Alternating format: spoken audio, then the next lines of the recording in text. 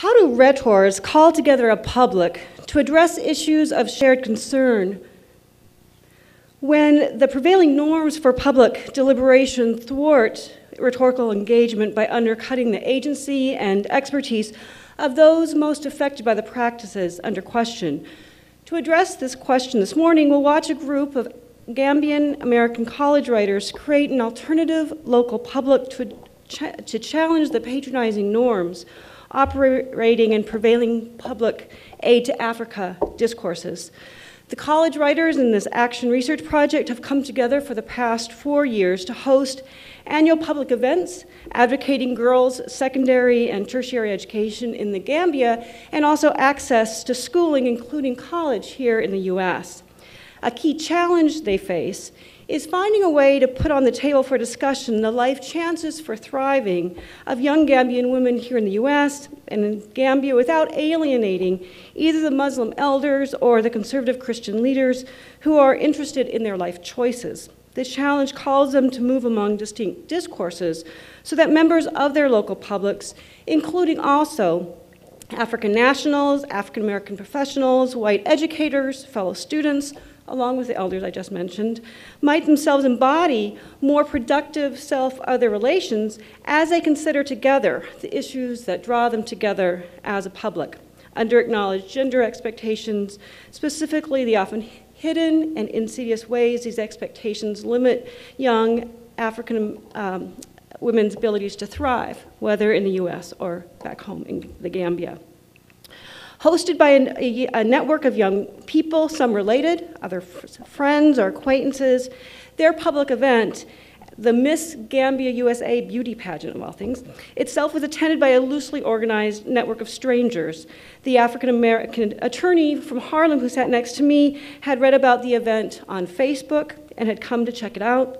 Some of the African nationals in the audience had come to the US not by way of Gambia, but Nigeria or Senegal.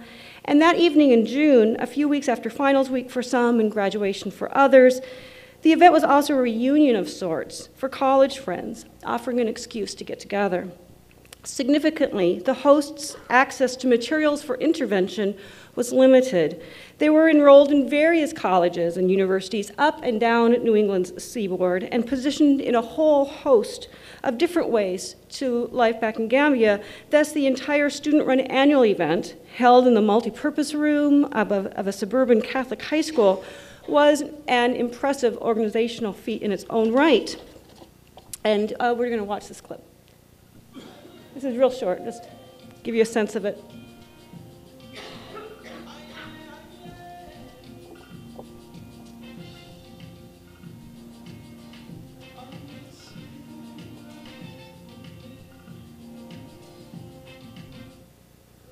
So the college students sponsoring the pageant had organized the event over the internet and had come together for a very brief interval, a handful for an entire weekend, but most just for this evening. How is it then that under such conditions they flipped the script on aid to Africa? What I hope to highlight this morning are the complex and dynamic ways these rhetors evoke and enact pageantry, prayer, theatrics, traditional tribal dance, hip-hop, call and response, and we move among Wolof, Arabic, French, and English to expose, neutralize, and interrogate both Islamic and Western ways,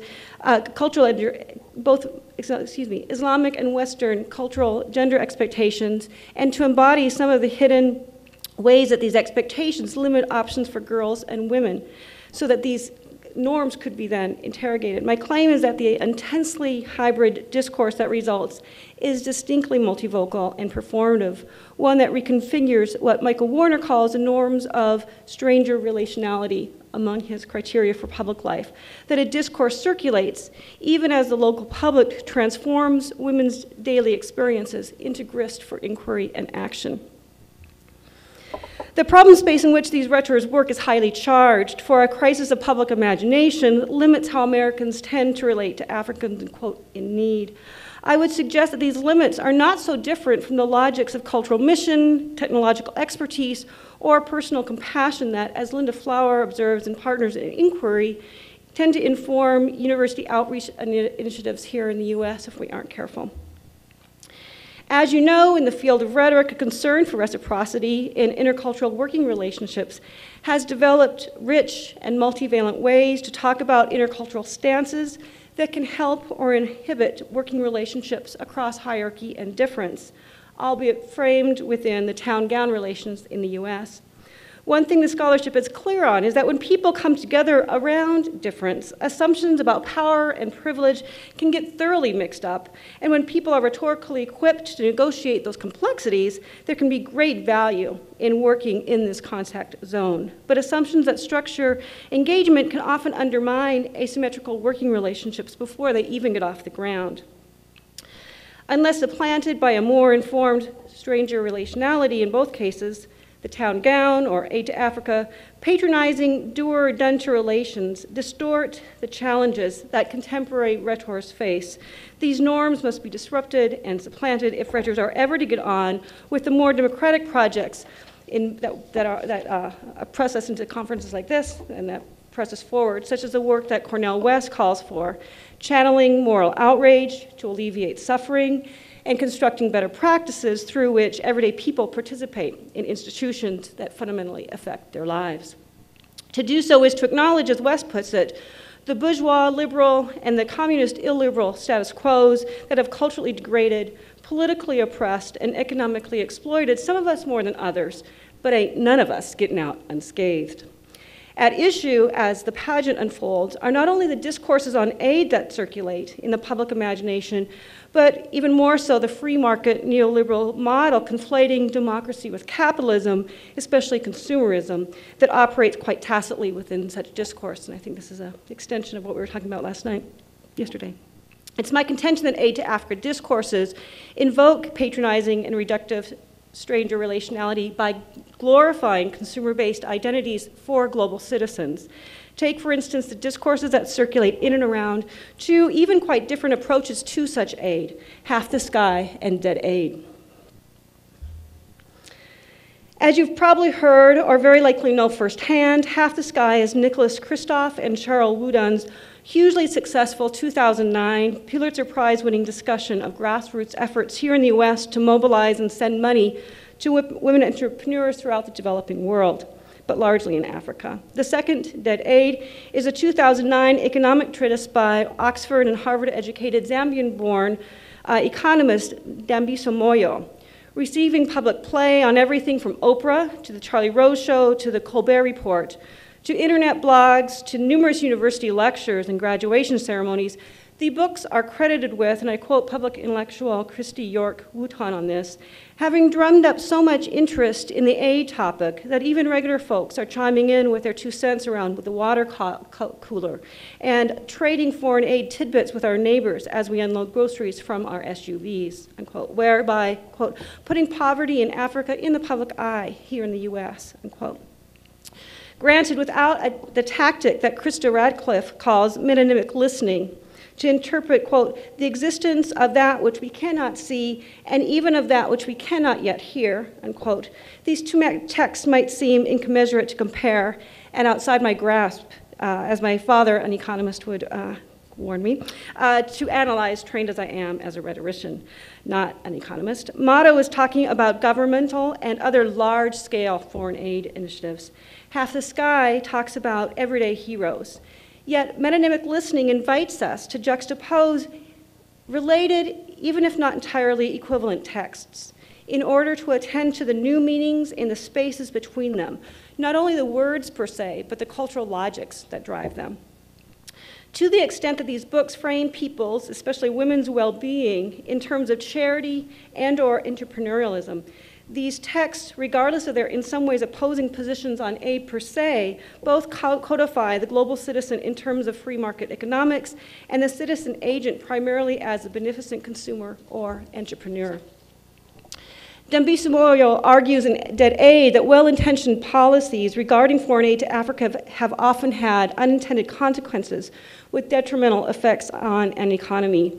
I read Moyo to be asking readers to interrogate the deep cultural logic operating within the arguments and practices of foreign aid.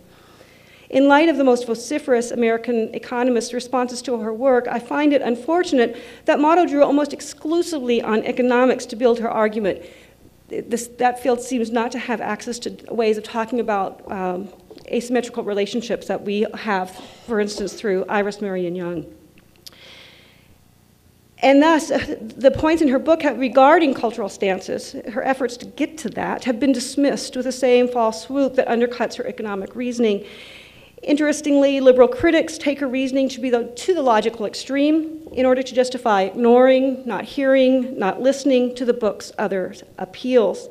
As a consequence, her urgings to rethink the cultural stance behind foreign aid have been silenced, or worse yet, turned against her, unequivocally reinforcing, as Michael Gerson does in his April 2, 2009 Washington Post piece, why dead aid is dead wrong. The contention that conditions in Africa, quote, demand that we call on rich countries to increase aid, unquote. One of Moyo's observations is that the shotgun approach of donor missions, Nigeria currently tries to manage more than 600 such missions, are hugely inefficient and draw resources away from the people for whom they were intended. But Gerson concludes his piece, more Moyo and a lot less Bono, but thanks but no thanks, as if, right, those were the two alternatives. In contrast, Half the Sky has been enthusiastically received here in the US, winning the Pulitzer Prize in 2009. Now, I realize that conducting this particular experiment in metonymic listening risks me being played the cold-hearted idiot, and I don't mean to suggest that the initiatives in Half the Sky are always entirely suspect, or that we can ever even get intercultural relationships, quote, just right. The authors do make a convincing case that good aid is better than none, and periodically nod to the complexity of the endeavor. What the cultural logic at work does not do, however, is question the ultimately debilitating do-or-done-to relationship that Moyo critiques in Dead Aid.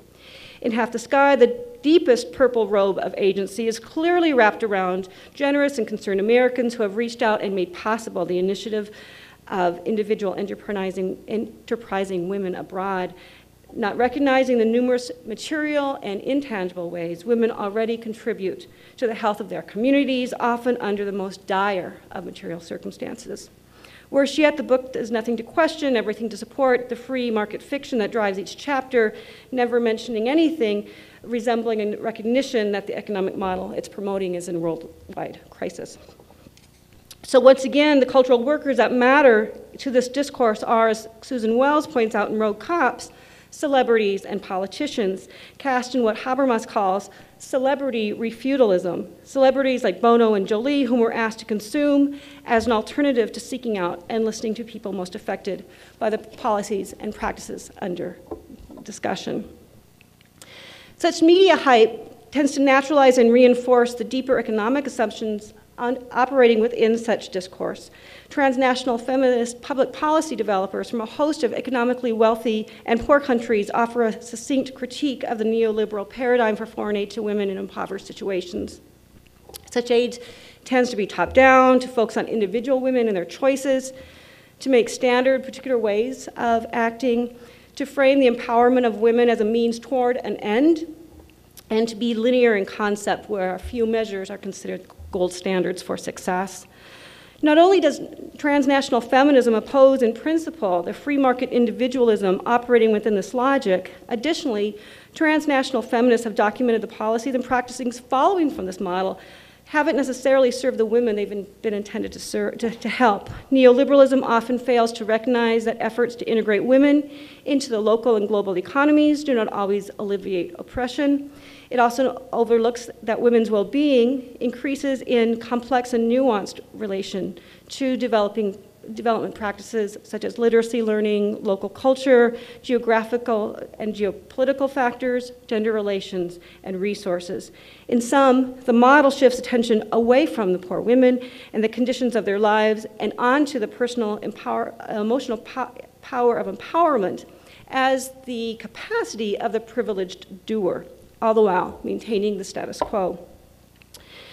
Media hype in reinforcing this model also keeps us from imagining that things could be otherwise. Defying such restrictions on the public imagination, the Transnational Gender and Development Movement, or GAD, challenges the neoliberal model of aid to women by advocating a process by which women use local knowledge, personal experience, and chosen cultural practices, for example, to define what they're up to and how they want to go about developing those action plans.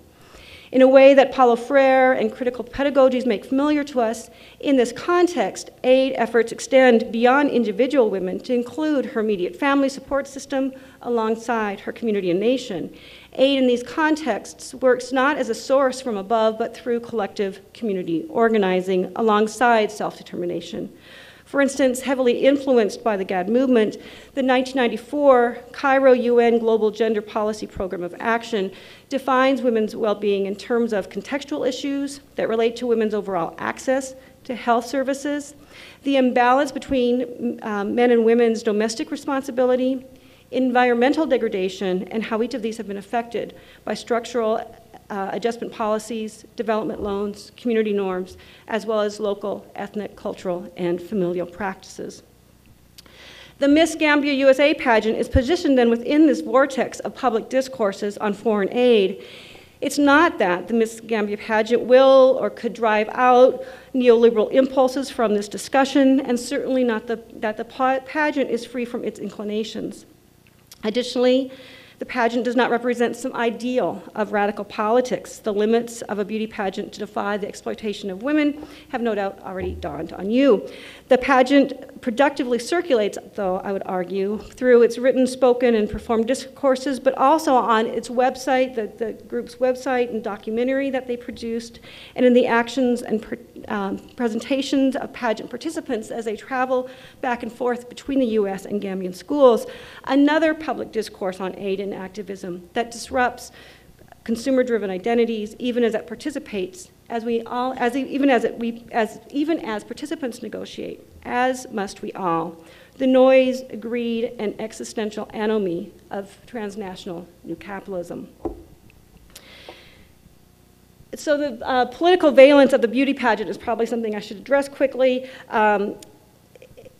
Right, we know that there's a characteristic reduction and exploitation of women's bodies that has been protested since 1968.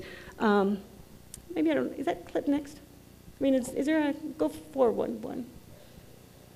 Yeah, I think I mixed those up, Veronica. If we could go back and forth. Oh no, I forgot. Excuse me. All right, we're going to go back to the one that So it's under this in this vortex of competing discourses that the pageant takes place, and Elon in white is going to set the terms for the pageant in this next clip. Excuse me. Okay, so come on up. Thank you, I just want to take the time to thank people coming out, because you guys are not here, we can't do the show.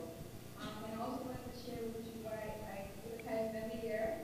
I work hard, I go to school, I'm tired and stressed out, but I have a story I want to share with you from last year when we went to Gambia in December. We had the opportunity to meet the president, and also had the opportunity to meet the young lady, that she mentioned earlier. And that story really gets me going. And because of her, I stay up till 3 a.m. in the morning and talk up the phone 24/7 and do all that good stuff. But she was getting ready to graduate this year, and she had absolutely no money, and her previous bill was paid, and she was told that she could not graduate this year. And when we sponsored her for my criteria we chose, we ended up paying for graduation the previous year and the current year. And she just called me last week and she's graduating. And she was going to write a letter about 8 years ago. It's girls like Aminata and the students we sponsor that keep me going every year, and all the people that are here, and because of them, when we keep doing the pageant, we continue to do it. And thank you for your support. And I'd just like to give a shout out to my school, APAC College. They're all here representing me. Thanks. Thank you. So it's a bit about the political valence of the beauty pageant, right? In 1968, the protest in Atlanta charged that the exploitation of the Miss America pageant was worth closing the pageant down. More recently in Whip It, Ellen Page's character Bliss falls victim, you may remember this, right, to the nepotism and narcissistic desires of her domineering mom, who clings to the glory of her own past beauty pageant by submitting Bliss to the same ritualistic torture in the hair salon, for example. To address these concerns, I would make 2 points. First, pageants are a familiar cultural form, so an accessible means for public world making. And second, there's precedence for appropriating pageants toward political and critical ends. Take, for instance, the International HIV Stigma-Free Pageant. I think that next clip. What makes the pageant like these critical are requirements, for instance, that participants must be knowledgeable rhetors, willing and able, that is, both to articulate how they have coped with being HIV positive, and to publicly engage questions regarding the disease. In sum, the political valence of a public event is a matter, perhaps, of empirical as well as genre concerns. So with its motto, Crown a Miss, Educate a Child, the Miss Gambia USA pageant supports the education of girls from Gambia, a small Muslim country in West Africa that runs in the middle of Senegal along the Gambia River. In the 11th century, Islam was superimposed on a dynamic matriarchal culture. In 1614, Gambia became a British colony, thus English is still its official language. And it has had a turbulent political history, gaining independence from Britain in 1965. You may be most familiar with Gambia, perhaps, as the home of Kunta Kinte, the principal Mandinka character from Alex Haley's Roots. Nilan and her Gambian siblings and cousins are Muslim, as is 90% of the Gambian population. Schools are largely Muslim. Typically, even small village schools will have their own leading imam. Although traditionally families could afford only to educate their sons, since the late 1980s, the government has subsidized the education of girls through primary grades. It's affording daughters schooling beyond these years that taxes many poor families. Thus, the Miss Gambia USA organization promotes the education of girls both by raising tuition money and providing school supplies, and by sending the winner of the pageant each December or January of her reigning year to a set of schools in Bara, and the Saduka school there is on the right. To talk to the students at the schools about her education and encourage them in theirs. Though subsidized, even primary education is not to be taken for granted. In Bara, some of the madrasas for orphan boys make daily stints of begging a condition for enrollment. In real and persistent ways, drug and sex trades threaten the exploitation of poor children. I'm not suggesting that the education of girls is politically neutral or uncomplicated, but it does defy the sense of disposability. What the Miss Gambia USA pageant does, I think, as a local public, is to frame the education of Gambian girls as an issue of shared public transnational concern. As a contestant who finished high school here in the US after doing most of her schooling in Gambia announced during the pageant, finishing high school is her, quote, most noteworthy accomplishment.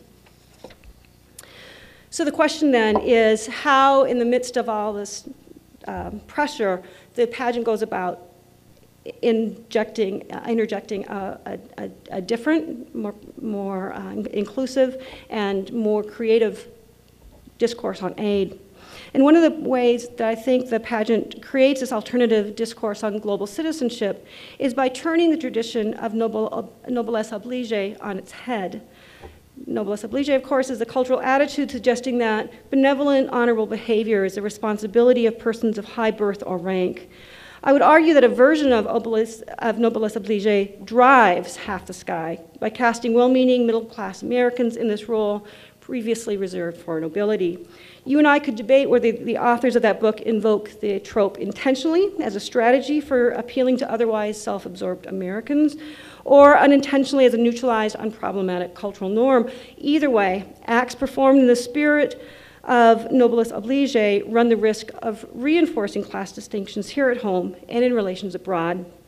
Eli Goldblatt explains, service reinforces class distinctions rather than bridges them. If it emphasizes an unequal exchange, the fortunate give assistance to the dispossessed in exchange for a feeling of righteous accomplishment, and support for class arrangements remain as they are. I would suggest that the pageant subversion of the noblesse oblige is a three-part tactic that begins when a young man named Sam, the program manager for the event, evokes the virtue of nobility in his opening remarks and makes it accessible to everyone in the room. In the next clip, you'll hear Sam frame the pageant as an auspicious occasion, one aimed at standing against oppression and injustice in his home country by standing for the education of girls.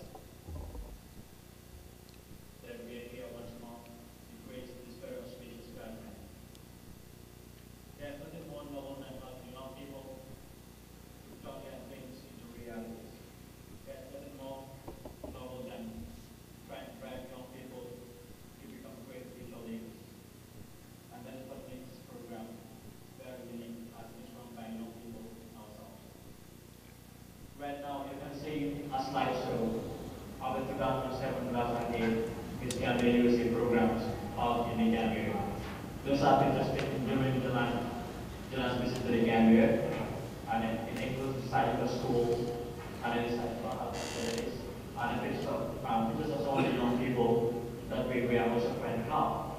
So I wanted to look at that slide so closely, and then look at the pictures, do the videos on it for later, video of the slideshow.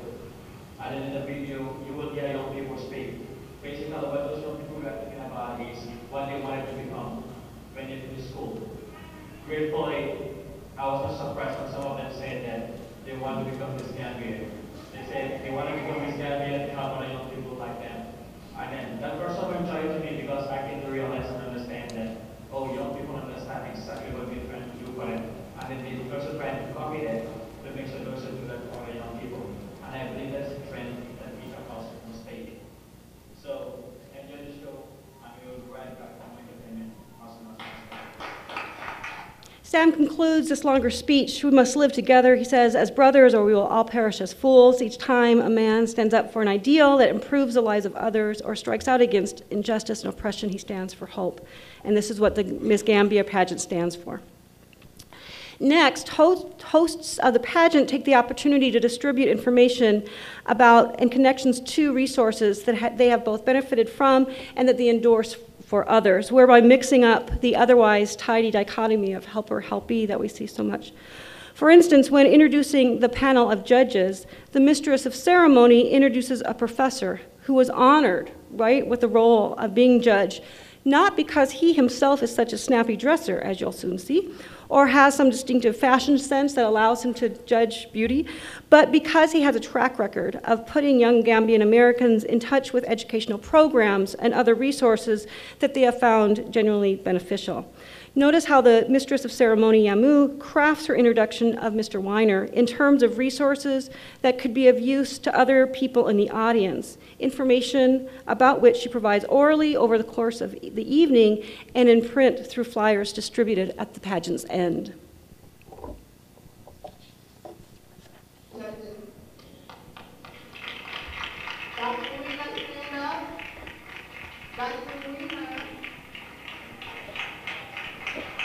He's a professor at Montgomery College. He's been there for 37 years. Long time. He's actually my mentor, so I'm very proud to have him here tonight, and I'll give you more information about that later. And he's the co-founder and director of the Biomedical Scholar Program at MSc, which Dylan was a participant in. And it's such a small world. It turned out we ended up having the same professor, and we didn't even know it until later on. And founded and current board member of the Future Link program, which I was a student of, and that's how we ended up meeting.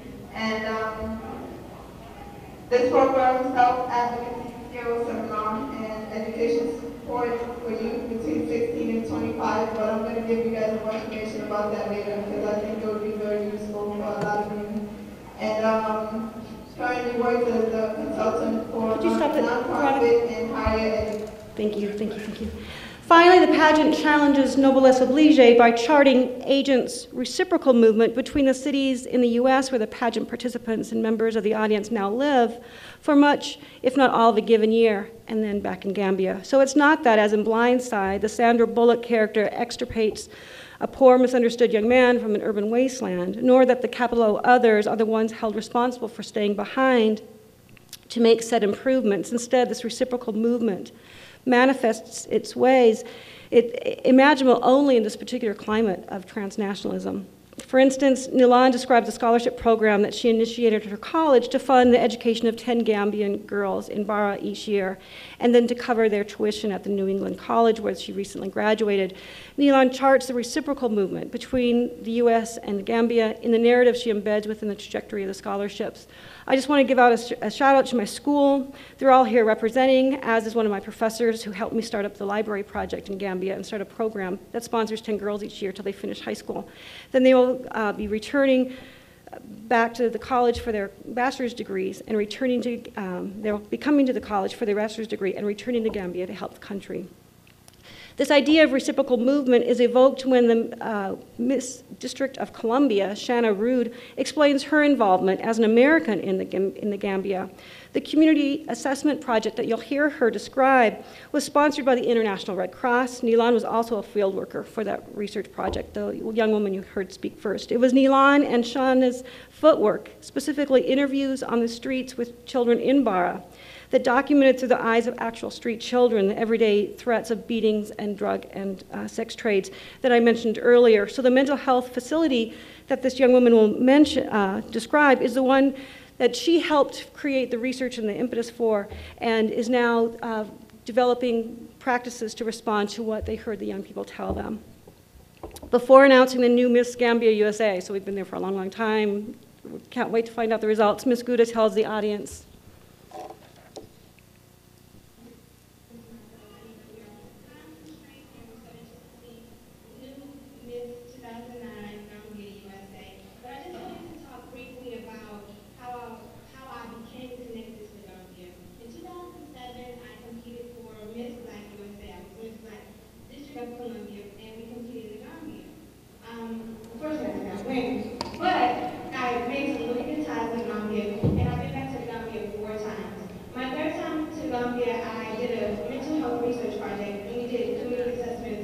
That contributed to the new mental health facility that was being built, currently being built now as we speak.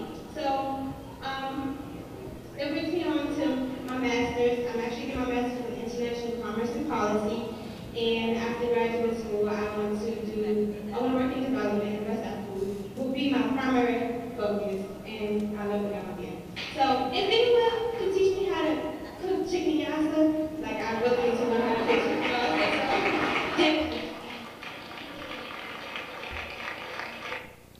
Speeches like Nilan's, Shaina Rood's, and others on and off the stage that evening describe in material terms the ways real people are building full adult lives that include professional and personal commitments and projects in Gambia, even as they maintain close ties and projects here in the US.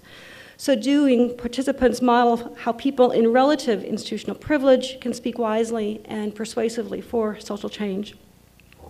Having turned noblesse oblige on its head, the pageant then opens up a space for talking about cultural norms and institutional practices that have limited women's options. How it does so, I think, is quite interesting. First, a dance troupe, Nilan's brother Sam, the young man you heard talking earlier, and two other Gambian-American young men known collectively as the Nyaga Boys, used hip-hop for a purpose to which it is so often put, something rhetoricians call disassociative disruption. In Check It While I Wreck It, Gwendolyn Powell observes that wrecking in hip-hop has frequently been used to call attention to the work African-American rhetorists have traditionally had to accomplish before public deliberation even becomes possible.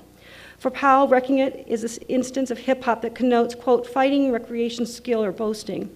Powell writes that wrecking sheds new light on things blacks have had to do in order to obtain and maintain presence in the larger public sphere, mainly fighting hard and bringing attention to their skill and right to be there. Because black people have historically been invisible, quote, in the eyes of the governing body and society at large, unquote.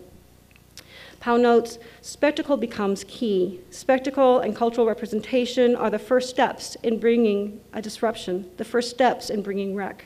Harkening back to the Black Panther Party, Powell calls attention to the ways that they and other black groups used spectacle to renegotiate the public sphere in order to claim power for themselves. In the pageant, the Nega Boys appropriate wrecking for their Gambian-American purposes. Watch as Sam, the production manager you met earlier, plays a village imam who vehemently objects to the boys' American style of hip-hop for being too sexually suggestive. The boys reply that the traditional dances are just as suggestive in their own rights, and then dance, at least in the dance, succeed in winning the imam over to their side.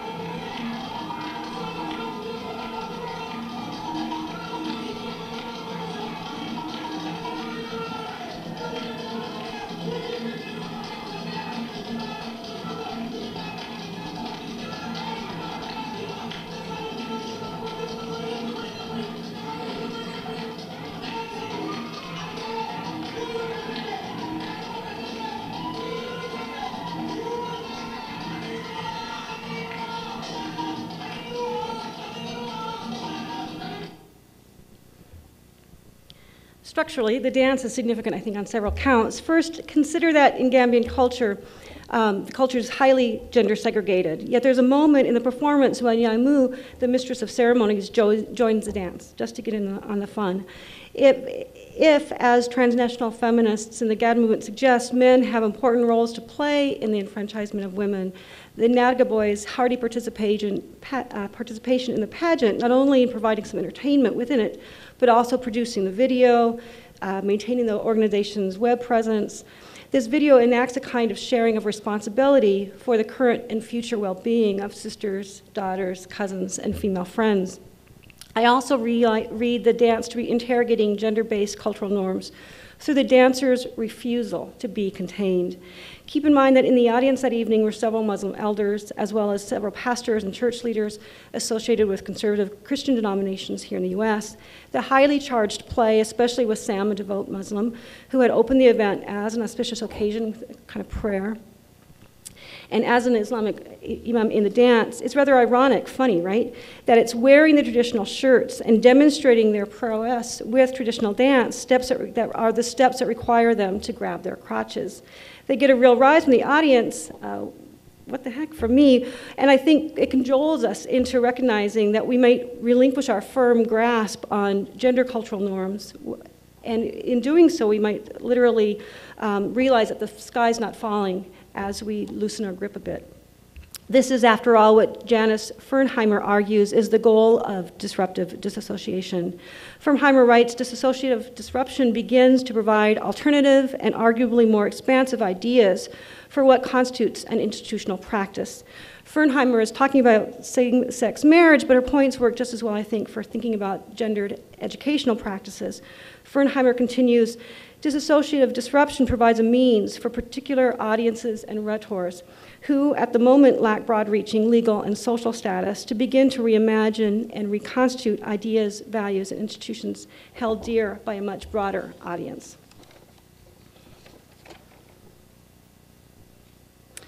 She goes on to write, often it's precisely in instances where the status quo most needs to be altered that it is least willing to accept alternative interpretations or terms that would fundamentally restructure the entire system in ways that no longer benefit the status quo, but may be more just overall. In such moments, disassociative disruption provides an important step on the path to justice, creating space, delaying judgment, and inventing new terms that might gain broader, more universal acceptance with the passage of time.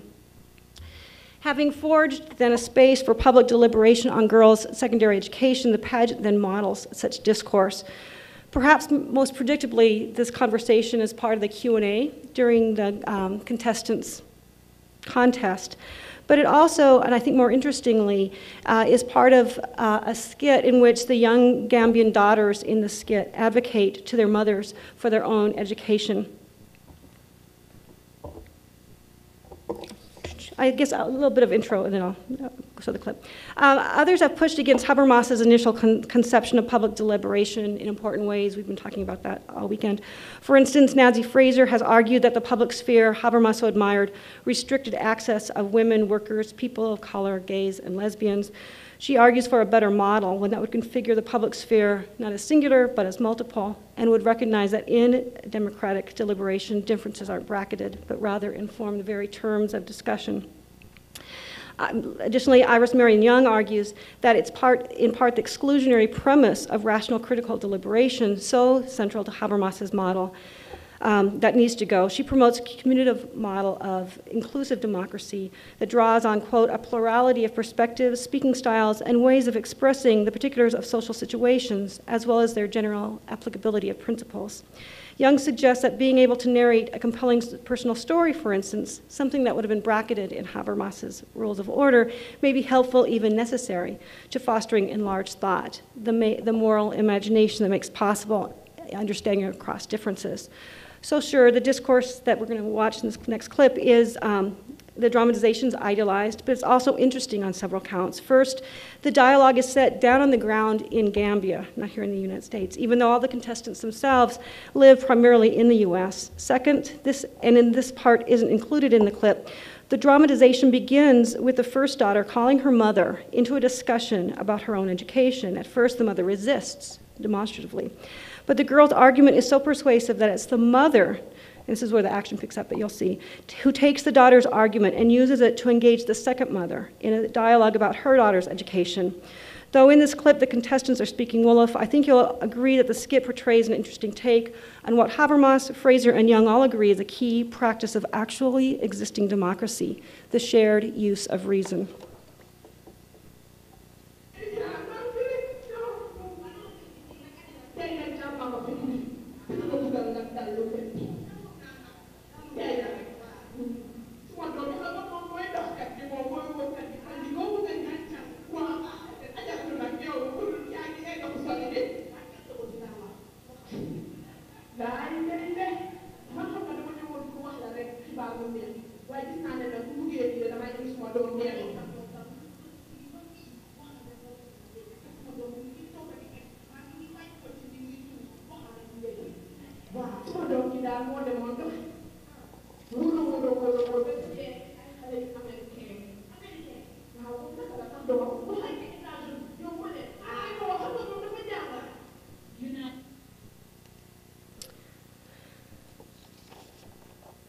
The dramatization makes the education of daughters a public shared concern, not one, as it has tended to be, a matter a private matter of family finances that cloak unacknowledged gender norms. So in conclusion, in a recent article in Rhetoric Review, rhetorical invention is cited at the intersection, as John Duffy asked us to think about at the beginning of this conference, between rhetoric and ethics. At this intersection, Judy Holliday asks, how do we change that which invents us? Arrogant top-down models of aid pervade our cultural imaginary. What is most interesting, I believe, about the Miss Gambia USA pageant is that it disrupts consumer-driven discourses on aid, not only in its propositions, but through its performances, not as the work of a sole orator, but in the collective rhetoric of a local public. Thank you.